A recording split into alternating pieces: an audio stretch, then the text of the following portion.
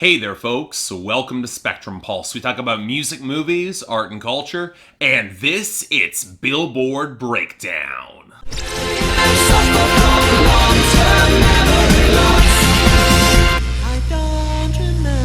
You know, there's a part of me that's really getting sick of the streaming album bombs, mostly because it feels like it makes covering the albums in a full review kind of redundant. Even though by covering them at some point on my schedule, I'd probably get more traffic for my channel overall, which is all the more exasperating. But hey, why get one album bomb when you can get two? Because this week the big competition comes between Logic and Lil Yachty, the latter who I literally forgot dropped a mixtape a week or so back, even despite some critics giving it some praise. Given that it's less of an album bomb than a scattering of a few songs in between all the logic, I guess we'll see what we get there. But before that, let's talk about the top 10, and yes, God's Plan by Drake is still at number 1 by handily dominating in sales and streaming, YouTube, and still gaining on the radio. You have been hearing this from me for weeks now. I will say that its streaming margin is steadily shrinking, but it's not like Perfect by Ed Sheeran is going to make any sort of serious charge beyond number 2. Hell, given its airplay has slipped into freefall, it's lucky to hold that slot as it is. Now that means Finesse by Bruno Mars and Cardi B could make a play up from number 3, but at this point all it really has is YouTube and the radio, not enough to make a serious charge. No, and what will be a lot more likely, unfortunately, is Meant to Be by BB Rexa featuring Florida Georgia Line up to number 4, because between its streaming, its good sales, and its real airplay traction, I don't really see what's slowing this down. Seriously, I want something to slow this down. Hell, it overtook Psycho by Post Malone and Ty Dolla $ign down to number 5. Most because strong streaming can only compensate for so much if your radio and sales are lagging this much, which makes it seriously vulnerable to The Middle by Zedd, Maren Morris, and Gray, which considering its sales and how much the radio absolutely loves it, it's no surprise that it's up to number 6. Now this pushes Havana by Camila Cabello and Young Thug down to number 7. Again, not really much of a surprise given its airplay losses are pushing it down, but its mostly stable YouTube prevents it from falling that fast. Now, I was a little bit surprised that Pray For Me by The Weeknd and Kendrick Lamar is holding steady at number 8. Most because it seems like the radio has gone all in on pushing this song up, which means that Look Alive by Blockboy JB featuring Drake may have stalled out down to number 9, because it certainly doesn't look like the radio and sales are gonna catch up to the streaming anytime soon, or catch up much at all. And Kendrick Lamar holds onto the final slot here too, with All the Stars with SZA re-entering the top 10 at number 10 thanks to better streaming and what might just be a little bit of radio traction and just high enough in spins that it matters. Not a lot, but you know what, just enough. Now this takes us to our losers and dropouts, where like with most weeks with album bombs, there is some real carnage here, especially among the songs that could have possibly gained traction in the future or were just cut off before their time. Hell, the biggest example of this in the dropouts is Good Old Days by Macklemore featuring Kesha. And admit it, none of you have thought about that song in at least a month until I mentioned it. I mean, I'm a fan of Kesha and I haven't really cared about that track. But it took with it Rubbing Off the Paint by YBN Namir, Kiki by 6ix9ine, A Boogie with Da Hoodie and Fetty Wap, La Modelo by Ozuna and Cardi B, and sadly, Candy Paint by Post Malone. And when we look to the losses, there was a real swath here. Now first let's deal with the debuts that are collapsing, like Top Off by DJ Khaled featuring Jay-Z, Future and Beyonce down to 49, or No Excuses by Meghan Trainor down to 67, and Changes by XXXTentacion down to 59. I mean, let's not get excited, he's gonna rebound big next week. Then there are the ongoing losers, like Gummo by 6ix9ine collapsing down to 52, and River by Eminem and Ed Sheeran imploding spectacularly down to 85. And then you saw a similar loss for This Is Me from The Greatest Showman down to 91 thanks to the Oscars hype that's winding up. Now the rest, they're a little bit more scattered. Migos didn't exactly have a particularly good week, as Walk It Talk It with Drake went down to 69. It's gonna rebound thanks to the video. And Narcos went down to 92. Written in the Sand by Old Dominion, it dripped down to 81. Booty by Black Youngsta dropped to 89. Echeme La Copa by Luis Fonsi and Demi Lovato skid down to 99. Dark Knight Dumbo by Trippie Redd featuring Travis Scott crashed to 100. And finally, Love by Kendrick Lamar featuring Zakari slid down to 37. No worries about that song. It's got enough points to easily make the year-end list, and it's sadly one of the few songs that are actually worth a damn on the Hot 100 right now. I'll be sad to see it go. So what do our gains show hope for the future? Well, it's kind of debatable there, especially with no re-entries. Yes, we saw a rebound for Tell Me You Love Me by Demi Lovato thanks to a decent sales week, but it'll fall off quickly, and thank God for that. And on a better note, Whatever It Takes by Imagine Dragons continues to surge up to 24. Don't look at me like that, I still like the song, but the rest of these don't exactly give me a lot of hope. Yes, Logic did provide a bounce for 44 more to 46 as predicted, and Every Day with Marshmello up to 29, but did that Marshmello bounce have to carry over to Friends with Anne-Marie up to 41? Or for some ungodly reason, Plug Walk by Rich the Kid continued up to 25? Hell, I'll be content just for somebody giving me an explanation why Rich the Kid is gaining at all. It's not like he's different from your average mediocre trap MC. Why are we giving this guy a career again? But on that fun note, let's start off with our new arrival, starting off with number 98, Warm It Up by Logic featuring Young Sinatra. Yeah, your girl fine as hell, but she a Young Sinatra chick. Hey Bobby, how can you tell she on a Young Sinatra dick? All these rappers whack as fuck, make the Young Sinatra sick. Rap Pack be the squad, that's the Young Sinatra clique. Goddamn. Said that's the Young Sinatra clique. Goddamn. Listen, yeah. Okay, so let's start off with the fact that Young Sinatra is in fact Logic. And I've always found it really stupid when rappers start giving their featuring credits to their alternate personas. Eminem didn't do it for Slim Shady, so why Logic and Lil Dicky have decided it was a good idea, I have no idea. What I do know is that this song's actually pretty decent. Yeah, Logic still crams a few too many words into his flows that go pretty fast or otherwise, and he still rhymes a lot of words themselves, but the grittier knock of the percussion against the hollowed synth loop, it's a great backdrop to Logic actually spitting some punchlines with this flexing. It's easily one of the more interesting sets of verses that he's done in some time, none of which is helped by the shift back to the Bobby Tarantino persona on the hook, where we get a shift to hi-hat skitters and Logic seriously biting from Drake. And I get that he has to have some sort of concessions to the mainstream, which is why he has this trap-inspired hook, but if there is a testament to where Logic's greatest strengths and weaknesses are as an MC on one single song, it's this one. Still, the verses save it. It's not bad. Number 97, BoomTrap Protocol by Logic.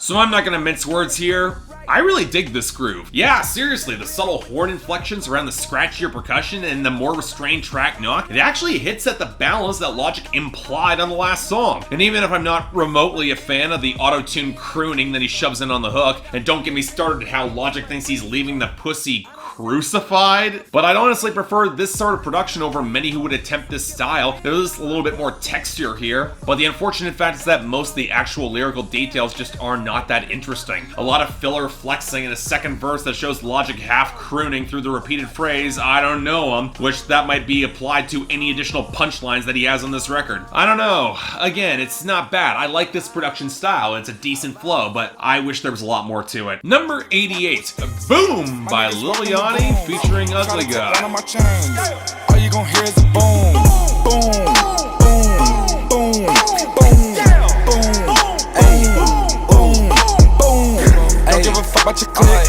Y'all can get hit with the boom. Don't give a fuck about the bitch. I'm like dick in a zone. And speaking of tracks that go boom but have strikingly little beneath them, here's the first of our 3 Lil Yachty collaborations, this one with Ugly God. And I can't be the only one who thinks that it's not a good idea for Lil Yachty to double down on his questionable rapping prowess instead of the auto-tune warbling singing that could occasionally be endearing in a twisted, weird sort of way, especially when he still often feels just slightly off the beat and that's really distracting. At least Ugly God seems to be on the beat and tempo here, even if it seems like so much of his characteristic personality is missing against this atonal warble of a melody and some really generic trap production. But then you get Lil Yachty and, okay, look, if you can really brag about here, if all you have is your money, which you have and I apparently don't, what exactly is the impetus for me to get behind you on this song, especially when your references, while distinctive, don't exactly sound all that cool? So your dick is as long as 4 fish sticks, for instance, and I can't really be the only one who can't really take Lil Yachty's violent flexing all that believable, right? I mean, he's got the deeper delivery to potentially sell it. I believe he's got all that money, but the violent stuff just doesn't click all that well. And this, with a slightly off hook and that production, I'm sorry, can't get behind it. Next, number 87, Yuck by Logic. Always on time cause my eyes is on my rodeo legs. I don't trust nobody, oh no. I don't trust nobody, put my homies on the payroll. Fuck with me now where you'll never know. If you want with me in the beginning, you get no love. My name Bobby Tarantino. Yeah, Logic ain't here right now, leave a message if you want. But on the topic of atonal melodies, here's a prime example of Logic hopping on a really awful bit of glassy shrillness for a song that seems to be a subliminal set of shots at Joyner Lucas that really don't draw a lot of blood. The whole projected self-examination method really works better if you play for subtlety, trust me on that. Along with a hook where Logic references his Roleolex. And seriously, it's one verse from Logic, two hooks, and a self-serving voicemail from Elton John of all people that serves Logic's increasingly bad habit of getting big names to prop up his supposed greatness, something that he's been doing for years now and that I've never particularly liked. Well, it's rare that the title of the song so aptly matches my expression about it, so yeah, not good. Let's move on. Number 84, Delicate by Taylor Swift.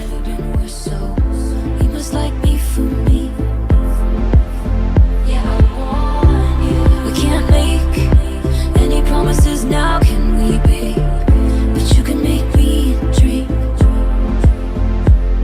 So I said it on Twitter, I'll say it again here. Of the singles that Taylor Swift has released from Reputation, not only is this her best, it's probably her best release in style and easily one of her best videos, period. Mostly because it tilts into the elements I actually really liked on Reputation. The restrained pianos and beat, the glossy accents, the desaturated auto-tune, they all serve to fit the numb, down-tempo vibe that characterized Taylor Swift hitting an alcohol-soaked rock bottom and finding a guy that actually might like her for her amidst all of it. It's low-key, it showcases one of the most genuinely real moments from Taylor Swift in years. And even though it might feel a little bit more synthetic around the edges, it's probably one of her most human moments, and I like that. Damn good song. Really hope it goes well. I like it. Number 83, Wassup by Logic featuring Big Sean. Who's really down? I'm like, what's up, ho? Where you been? What you know about? Oh no. Who let him in? I'ma show him out. Never know. Who's really down? It's just down and out. Never know. Who's really down? I'm like, so when I first saw that Logic was teaming up with Big Sean, I immediately thought it was a really bad idea. And really, it's hard not to see why, as they both have a bad reputation of overloading their bars with too many words, slipping into corniness, and biting from Drake. And with Logic's sing-song hook with a squawking sample behind him, you could see this falling in maybe a similar vein, but I actually think both Logic and Big Sean stuck the landing here. No, I'm not kidding. In between the lumpy bass knock against the muted ebbing waves of synth and the deeper taps, yeah, it clicks for me, especially with Big Sean choosing to underplay and stick with his lowest possible register. And for the most part, his bars actually connect too. And then Logic follows up with some actual flair and intensity in his bragging, dropping into double time, and his bars, they work too. Again, it's really all just a lot of flexing. That's pretty much all this mixtape was. But when it's not framed at the expense of the audience, you can actually kind of enjoy it. Go figure. So yeah, I really like this. Check it out. Good job, Logic and Big Sean. Huh. Next up, number 74, Midnight by Logic. I ain't talking about musicians, you stupid bitch, talking about what's on my hand.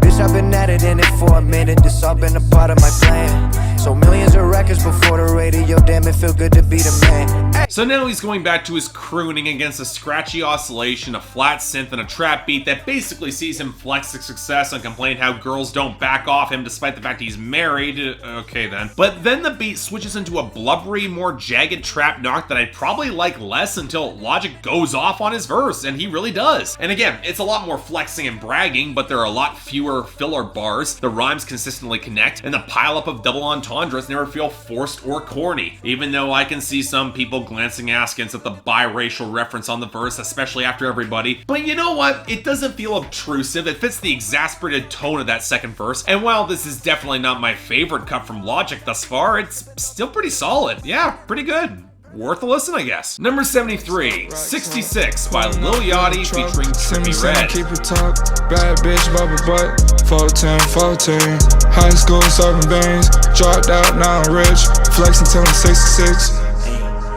So am I the only one who felt kind of uneasy with Lil Yachty teaming up with Trippie Redd, especially given that Redd's more pronounced, jagged SoundCloud rapper approach might not mesh as well with Lil Yachty's more polished side? But to my surprise, Trippie Redd's flow actually seems to match the production a lot better than Lil Yachty's hook, especially when the glossier keyboards begin to emerge from behind that skittering hi-hat and actually are a pretty good accent. But if anything, it's Lil Yachty on the hook that really hurts the song because, well, his content is nothing to write home about, and you have to wonder how much Trippie Redd shooting people matches this sort of production either. But Lil Yachty's verse is at least on rhythm, so it seems like it's an intentionally awkward choice for him to be off on the hook. But really, it's some good ethereal production that puts it on the side of quality, so yeah, I don't mind it.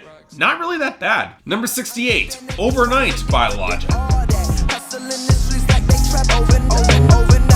People think that's how this shit happen, but they never right.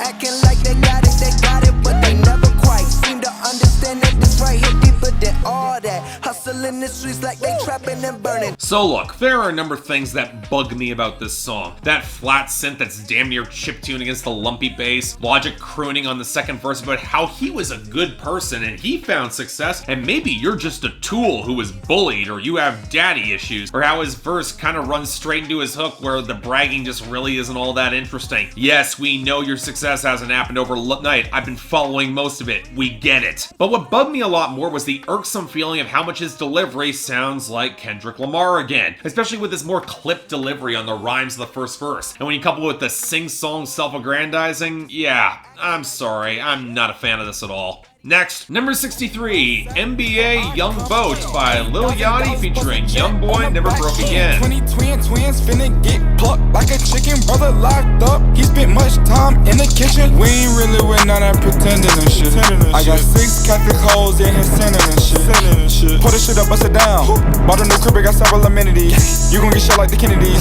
Fucking with Lil and YB. So now we get the last of our Lil Yachty tunes, this time with perpetually generic MC YoungBoy Never Broke Again trading verses. And you know, this could have worked if Lil Yachty didn't feel like he was constantly on the cusp of slipping off the overblown beat and those off-kilter plucked elements around the main keyboard line. Now granted, YoungBoy trying to force rhymes doesn't help him either. Her doesn't rhyme with him, Coming doesn't rhyme with me, and Tyson doesn't rhyme with night, dude. But then we get Lil Yachty rhyming guns with arm, and no, I'm not giving this sloppy flexing a pass. I will say that the one line that got me to kind of snicker was that Lil Yachty said he was gonna screw your girl, but he got lazy. His words, not mine. But then in his next verse, you see YoungBoy Never Broke Again bragging about being 17 with 4 kids, and that I just felt sad for what'll happen to those kids when he flames out in a year or two. Otherwise, it's not bad, but it's not really all that good either. Next, number 60, Contra by Logic. Where was you in the beginning? I know that it's showing up. Only come around and fuck with me when the boy winning. No, you do not know enough. You do not know a thing about this life that I'm living. You never been low enough. Yeah, I was born at the bottom. Everything I'm giving now. Okay, 2 more Logic songs left, and the first one here, okay, seriously, why are your hooks longer than your first verse? And it's not a great hook here either. The sort of wagging finger that nobody could have possibly have been low enough to know where Logic came from against flat liquid guitar tones and your standard blocky trap beat. And I'd like to say the second verse is better, but it just feels like the sort of flexing that lacks character or detail or distinctive punchlines, with flows that just aren't all that impressive, especially when Logic just repeats words and phrases to fill up space. And when you have the hook, it highlights the difference between flexing on your audience exclusively versus an inclusive celebration of success, which he did on songs like Wassup. And for a song like this, I'm sorry, a lot less likable. A lot less excusable, too. Number 56, Indica Badu by Logic featuring Wiz Khalifa.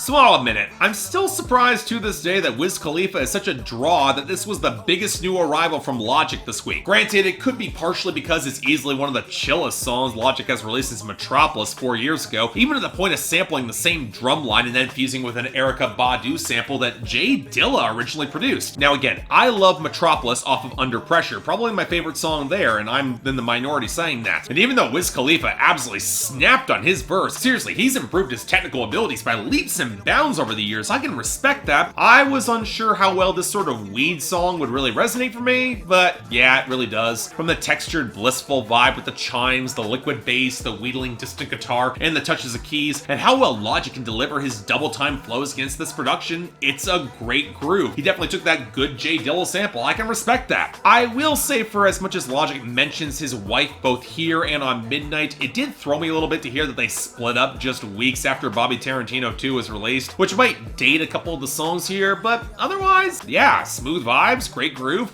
I wouldn't mind seeing this stick around. Yeah, damn good song. And finally, number 54, Zombie by Bad Wolves.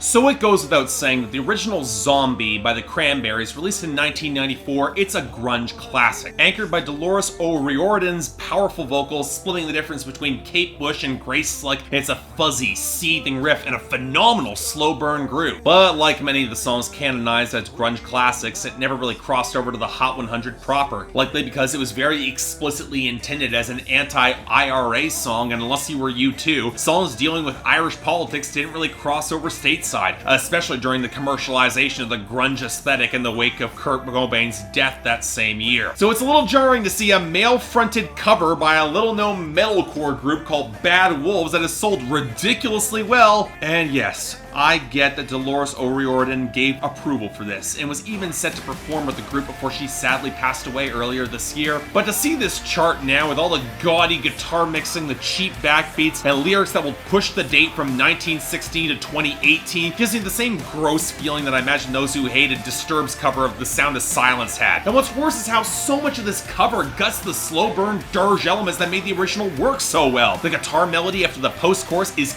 cut in favor of getting back to the desaturated pianos and more bellowing that has nothing close to the cutting power O'Riordan brought to the table. So while it might not be the worst thing to chart this week, a good song can really survive a bad cover. But you know what? I gotta be blunt. This should not have happened in the first place, and it's honestly just on the cusp of being offensive for me. So yeah, if you can't tell, it's getting the dishonorable mention here. With the worst of the week, it's going to Yuck by Logic. That song's just awful, did not come together at all. Now the best... well, it's tricky, but I think Taylor Swift edges out Logic here with Delicate snagging the top spot. And Wassup by Logic featuring Big Sean getting the honorable mention. Yeah, I'm as surprised as you probably are. But it's likely not gonna last because XXXTentacion is coming next week. Just brace yourself, it'll hopefully be over soon. But until then, I'm Mark, you're watching Billboard Breakdown on Spectrum Pulse.